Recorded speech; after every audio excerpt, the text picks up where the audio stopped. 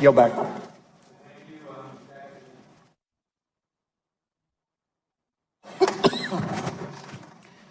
I thank the chairman very much. This is extraordinary times, Mr. Attorney General.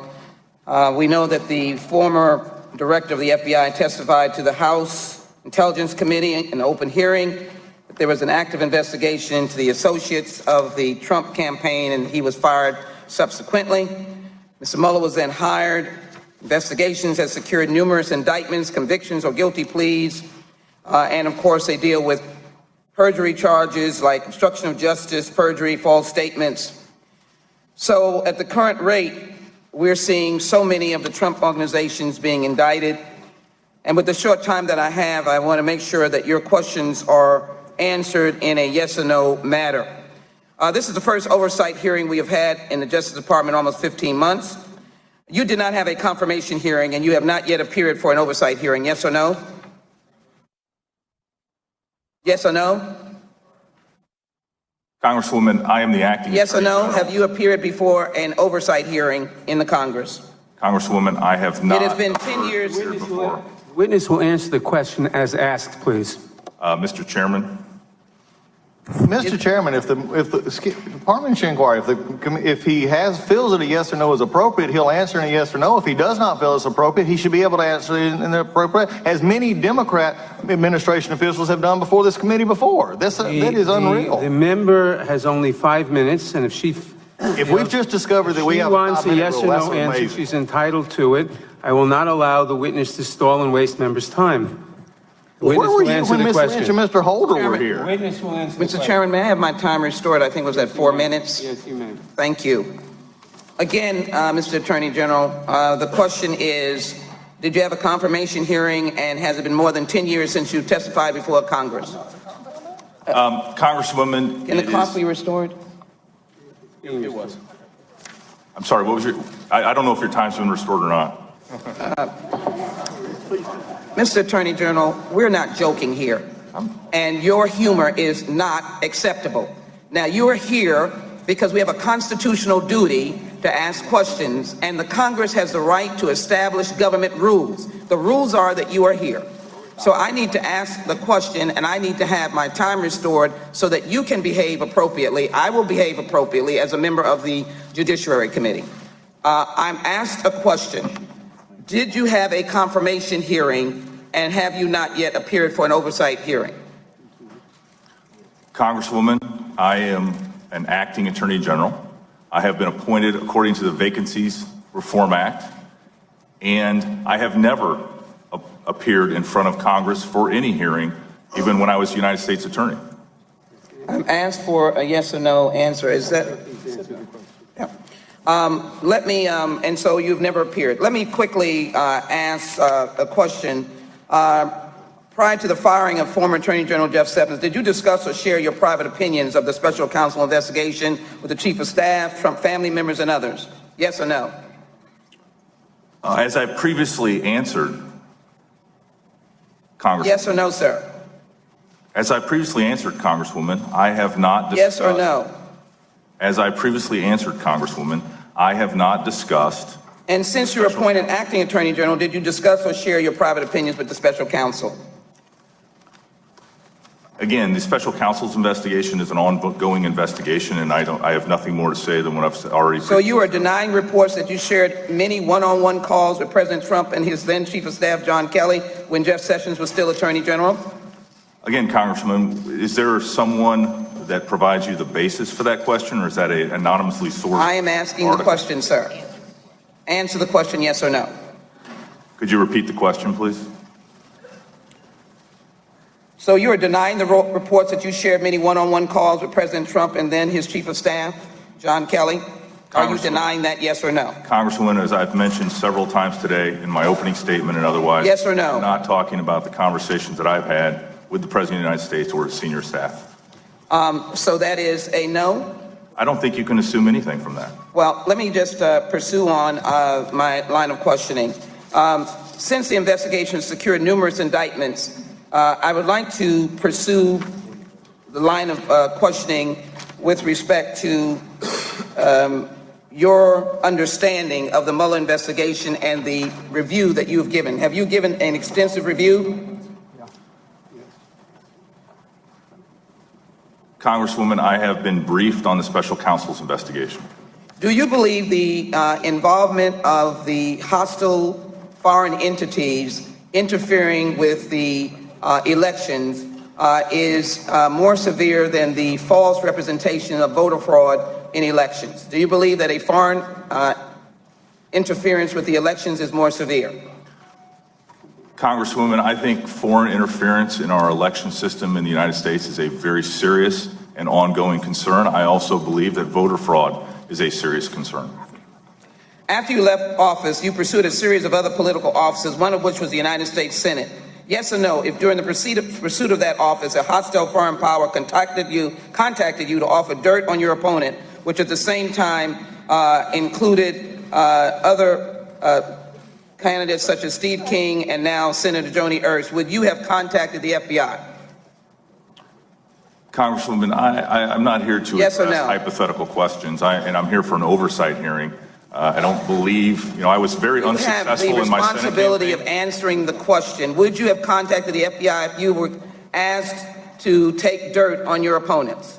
Congresswoman, if I was contacted by a foreign national or a foreign country when I was a candidate for the United States Senate, I would have most likely reached out to the FBI, but it didn't happen, so it's hard for me to answer your hypothetical. With respect to civil rights, you have not, under your jurisdiction, prosecuted one voting rights case. Is that correct?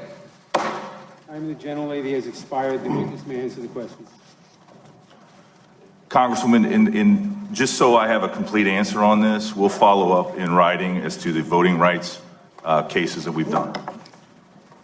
Thank you, Mr. Gohmert. Let's see here. Mr. Jordan. Thank the chairman. Mr. Whitaker, why did Rod Rosenstein send a memo to Bob Mueller on August 2nd, 2017 concerning the scope of the special counsel investigation? Congressman, thank you for that question, and I know this is of a great interest to you, and I hope we can have a discussion about this today. The special counsel regulations require a scoping of the special counsel's investigation that identifies the subject and the targets of the investigation. So I am certain that it would have identified the scope of the investigation pursuant to the special counsel's. Well, my question is not what, I'll get to that. My question is why, because it was 2.5 months after the special counsel was formed. So let's go back to the beginning document, which you told the chairman earlier you're completely briefed on the special counsel's investigation. I want to go, it's just a one-page document. Order number 3915-2017 says this, Mr. Whitaker, the special counsel is authorized to conduct the investigation, including any matters that arose or may arise directly from the investigation. That's pretty broad. Do you agree? Yeah, and in my experience, it's consistent with other appointments of special counsels. That's fine. I think it's maybe too broad, but it's as broad as you can get. One-page order, go do your investigation, and anything that arises out of it, you can investigate as well. But then 2.5 months later, we get this 3-page memo from Rod Rosenstein, acting attorney general, to Robert Mueller, special counsel. Title says, scope of the investigation, definition of authority.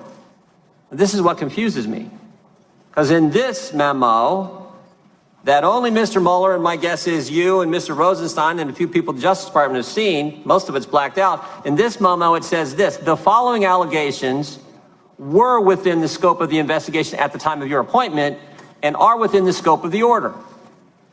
Well, if that's true, why do you have to say it? If you could do it all along, why do you have to put it in a memo? Congressman Jordan, first of all, I was, because of General Sessions' recusal from the special counsel's investigation, I was also recused from that investigation. And so I was not. I'm not asking that. I'm asking, you said you were fully briefed. The chairman asked you. You're asking me why at the time Rod Rosenstein. I'm asking you why 2.5 months after the broadest order you can have, why did Rod Rosenstein say, hey, you could do this all along, but now I'm putting it in a memo? And I tell you what really troubles me, Mr. Whitaker, is right after that statement, the following allegations were within the scope of the investigation at the time of your appointment and are within the scope of the order. Right after that, you know what? You know what happens? Everything's redacted. Look at this. The whole darn thing. So if you could do it all along, and you have to send a memo to them 2.5 months later, and then you redact everything after it. You know what's under the redactions, Mr. Whitaker? I do, sir. You do. Are there names under the redactions, Mr. Whitaker? In my experience with investigations generally, you would not have a public document identify targets or subject matter of an investigation, especially if someone is not ultimately charged with a crime. Let me frame it this way. Did Rod Rosenstein give the special counsel the authority to investigate specific Americans? Congressman, Mr. Rosenstein, acting as the Attorney General because of Mr. Sessions' recusal, gave authorization and jurisdiction to the special counsel.